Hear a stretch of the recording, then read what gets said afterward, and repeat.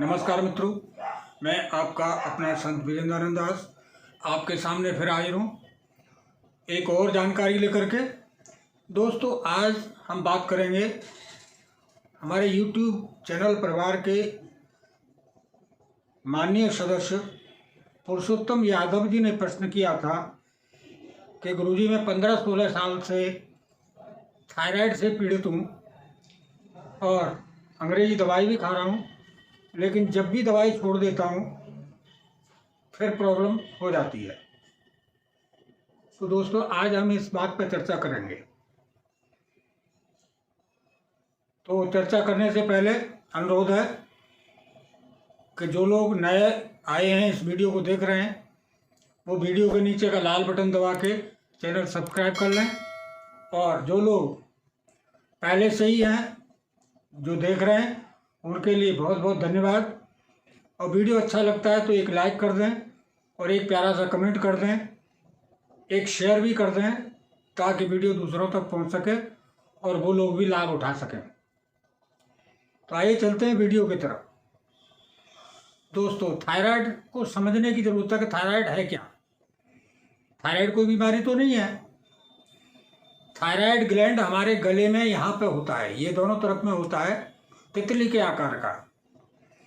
और इसका काम क्या है, जैसे कि आपके घर के सामने कोई चौकीदार बैठा हुआ है, उसकी बिना आज्ञा के कोई दुस्साहस नहीं कर सकता आपको नुकसान पहुंचाने का।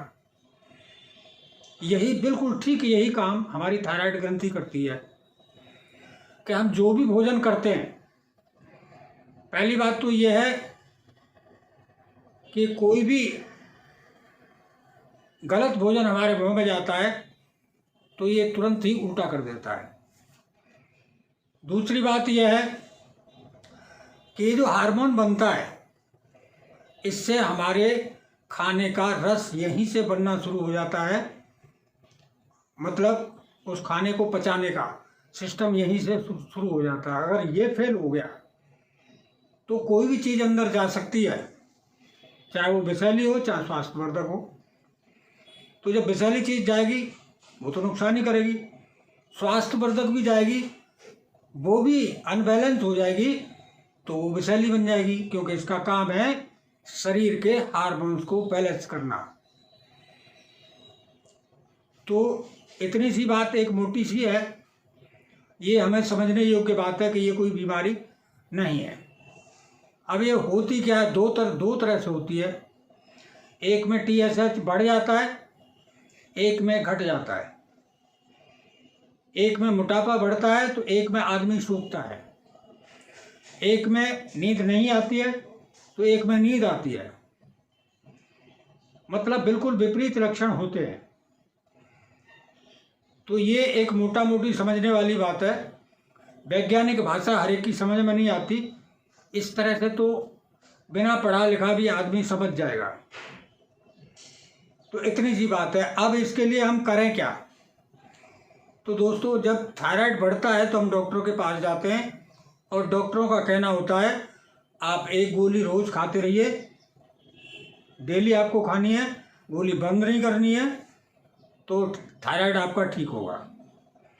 मेरे भाई, अगर हमें जीवन भर गोली खानी है तो पहली बात तो ये वो ठीक नहीं हुआ, वो कंट्रोल हुआ है। और कंट्रोल का मतलब है किसी चीज़ को अंदर ही दबा के रखना। जिस समय दवाई बंद कर देंगे उस समय अपना भयंकर रूप लेके आएगा। थायराइड के बाद में फिर आपको शुगर बनेगा, किडनी प्रॉब्लम आएगी, हाई ब्लड प्रेशर होगा, हार्ट की प्रॉब्लम आएगी। क्योंकि एक भी शरीर का अंग जब डिसबैलेंस होता है तो हमारा शरीर पूरा गड़बड़ा जाता है। बस इतनी सी बात है। तो इसके लिए हमें करना क्या है, एक थोड़ा सा बदलाव अपने सिस्टम में कर लें कि एक तो हमें बराबर प्राणायाम करना है, जिससे कि हमारी ये थायराइड ग्रंथि धीरे धीरे एक्टिवेट होती है। सुबह शाम डेली करें। दूसरी चीज़, जो आजकल आयोडीन के नाम से जहर आ रहा है ना, नमक, वो आप बंद कर दें, प्राकृतिक नमक खाएं। आपने देखा होगा, बहुत सारे बुजुर्ग भी देख रहे होंगे इस वीडियो को, कि जिस समय पे डेली का नमक घरों में यूज होता था, ये आटा टाटा के ये पाउडर नहीं थे, आयोडीन युक्त नहीं थे, तब किसी को थायराइड नहीं होता था। समुद्र के किनारे की बीमारी ये मानी जाती थी। आज घर घर में थायराइड है। क्यों? कि इस जहर को हम खा रहे हैं। रही बात आयोडीन की, आयोडीन तो हर नमक में प्रकृति ने दिया हुआ जितना हमारे शरीर को ज़रूरत है। तो हम एक्स्ट्रा खाएंगे तो हमारा शरीर अनबैलेंस होगा। और इसमें कृत्रिम आयोडीन ये लोग डालते हैं, इस नमक को रिफाइंड करते हैं। ये नमक बिल्कुल दाना बना रहता है इसका। जो असली नमक था वो पीस के रख देने पर भी उस सीलन से पानी हो जाता था, इसका नहीं होता।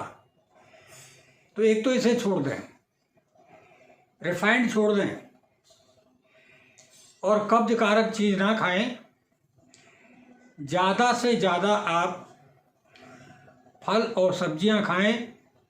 जिन लोगों के दांत हैं वो चबा चबा के खाएं तो ज़्यादा बेहतर है, और जिन लोगों के दांत नहीं हैं वो मिक्सी में पीस के खा सकते हैं। जिनके मिक्सी नहीं है वो कद्दूकस करके भी खा सकते हैं।